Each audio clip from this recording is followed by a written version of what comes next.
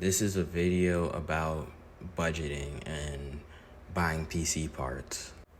Alright, so the first part I'm going to talk about is the CPU.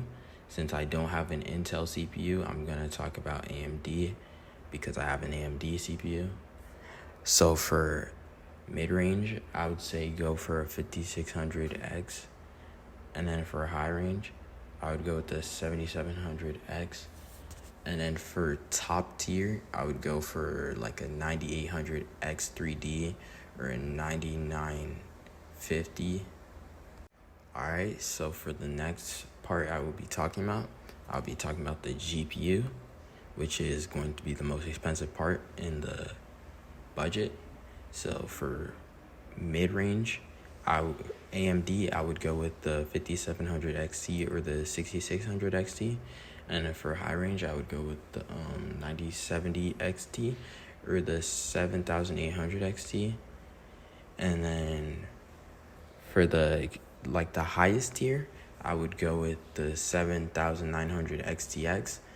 And then for NVIDIA, I would go with the 3060 for mid-range. And then for high range, I would go with something like the 4070 Super. And then for the highest tier, the highest you can get is the 5090 and the 4090, of course. Next, I'll be talking about the storage. If you're on a budget, I'd say 500 gigabytes is good. And then if you're going for a high range, I would say 1 terabyte is fine. And then if you're going for the highest possible, you can get a lot. So I'd say maybe 2 or 4 terabytes if you need that. Alright, for RAM, I would say if you're on DDR4 for mid-range / budget, I'd say 16 gigabytes is good.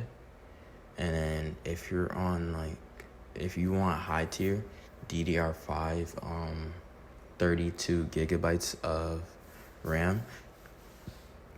And then for the highest tier, I'd go with 32 gigabytes again, because increasing the amount of RAM you have isn't going to increase the performance unless you're on 8 gigabytes going to 32. For the power supply, honestly, for mid-range, I would go for, let's say, 550 to 600 watts. But also make sure that your power supply is good. And then for high tier, I'd say 850 watts. And then for the best, I'd say around 1,200 to 1,500. I forget how much the 5090 or the 4090 take in volts, but it's a lot. The PC case, honestly, it doesn't really matter that much which one you buy. It's all up to preference, what you think is good. But there is one important part about it.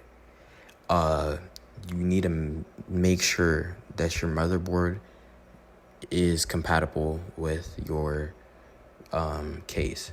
Because if you get an ATX case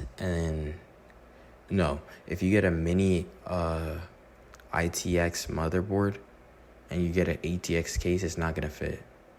So you need to make sure that is correct. And also you need to make sure that your GPU isn't too big to the point where you can't fit your GPU inside of your PC case. For your cooling system, I don't really have numbers for that. But let's say for mid-range, I'd go with a simple air cooler. They're always reliable. For high tier, I'd go with a AIO. And then for highest possible tier, I'd go with a liquid cooler. Because they cost more than an AIO, but an AIO will probably be better. For motherboards, I'd go with the AM4 motherboard for mid-range, and then I'd go with the AM5 motherboard for high tier, and then I think highest tier would be the same for that. By the way, don't take my word for mid-range. When I say a mid-range storage or GPU, all the mid-range stuff, I haven't checked if they're compatible. I would just name stuff that's good for budget.